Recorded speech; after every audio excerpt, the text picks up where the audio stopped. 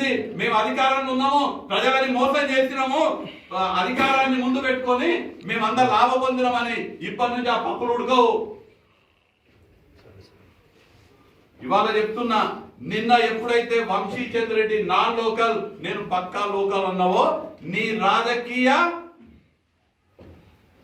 మరణానికి ఆనాడే నిన్ననే పునాదులు వేసుకున్నామని చెప్తున్నాను.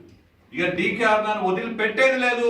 మొన్నటి వరకు ఈ జిల్లా మీద పడి దోచుకున్నది దాచుకున్నది మొత్తం కక్కిస్తామని నేను ఇలా చాలా బాధ్యతతోటి చెప్తున్నా, చాలా బాధ్యతతోటి చెప్తున్నా. మహబూబ్ నగర్కి నేను ఏదో చేసిన అంటావు, నేనేదో ఉద్యమాలు చేసినా, ఏదో జనరల్ గా చేసింది లేదు ఏం లేదు కానీ నేను ఉద్యమాలు చేసిన, నేను పోరాటాలు చేసిన అంటావు. ఏం చేసినావు తల్లి? అప్పర్ భద్ర national project Bharatiya Janata party ప్రభుత్వం నేషనల్ ప్రాజెక్ట్ గా ప్రకటిస్తే 5,003 కోట్లు 5,300 కోట్లు కేటాయించి అప్పర్ భద్ర డ్యామ్ హైట్ పెంచనిస్తే ఆనాడు వంశీచంద్ర రెడ్డి కేంద్రానికి ఉత్తరం రాసిండు, ముఖ్యమంత్రికి ఉత్తరం రాసిండు.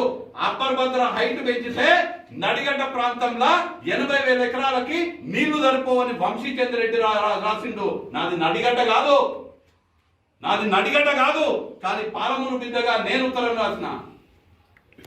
నేను లోకల్ అంటున్నావు కదా, ఆనాడు అప్పర్ భద్ర ప్రాజెక్ట్ కి జాతీయ స్థాయి హోదా అయితే ఎందుకు ప్రశ్నించలేదు, ఎందుకు ఆపియలేదు?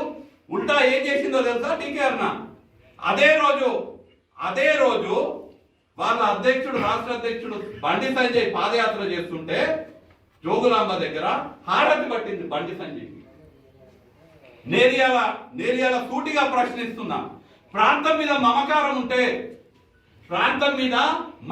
ఉంటే పుట్టిన గడ్డ మీద మమకారం ఉంటే నిన్ను గెలిపించిన ప్రజలపైన నీకు విశ్వాసం ఉంటే ఆనాడు అప్పర్ భద్రాకి జాతీయ స్థాయి హోదా కల్పించినప్పుడు ఎందుకు ప్రశ్నించలేదో డీకేఆర్ ఇవాళ చెప్పాలి.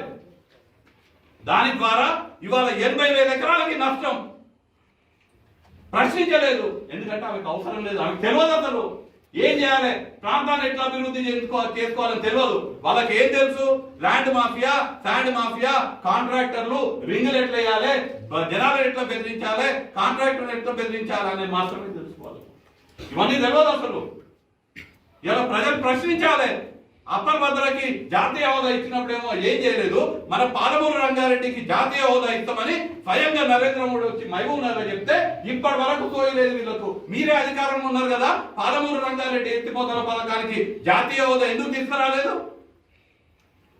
మీరు బుద్ధిమంతులైతే పనిమంతులైతే జాతీయ హోదా తీసుకొస్తే ఏది ఈ నియోజకవర్గం మహబూబ్ నగర్ లోక్సభ నియోజకవర్గం మొత్తం సస్యశ్యామలం అవుతుంది కదా.